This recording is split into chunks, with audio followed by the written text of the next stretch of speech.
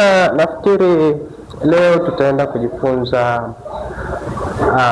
mada ya pili kuhusiana na kompyuta ambayo yenyewe itakupo ni Microsoft Office Programs. Microsoft Office Programs, ambayo program ya Microsoft Office ambayo tutakayojifunza itakuwa inahusiana na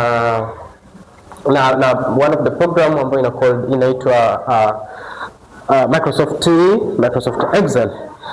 Tutaenda kuangalia Microsoft Excel inahusiana na nini. Microsoft Excel itakuwa ni Microsoft Office,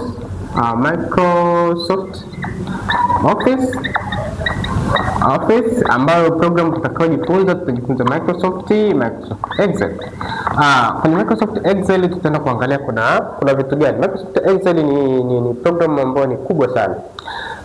Lakini kazi yake kubwa, hii Microsoft Excel inatumika kufanya calculations, mahesabu, calculations.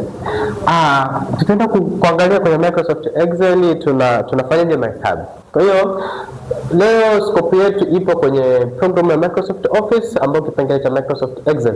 Tutaenda kuangalia on how we can calculate using Microsoft Excel.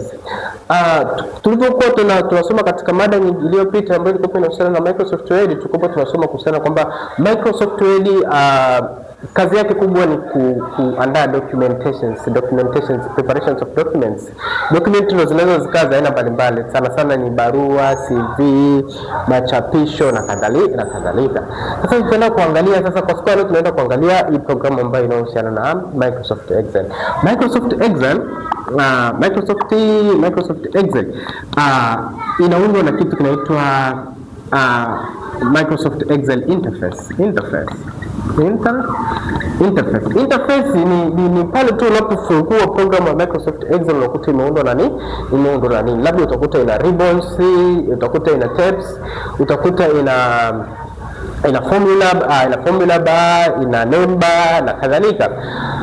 Sasa hii Microsoft Excel Interface inakuwa sana imeundwa na rows. Hizi ni columns, afu hizi ni rows. Unakuta imeundwa na rows and column, ambapo hapa sehemu, labda tuseme ni hapa sehemu ambao row na column ilipokutana, hapa hii sehemu inaitwa cell. Sasa tutaenda kukaa tuangalie kwenye cell tunadili na vitu gani. So our focus kubwa itakuwa ni kwenye hivi box. Kwenye Microsoft Excel it's in form of rows and column.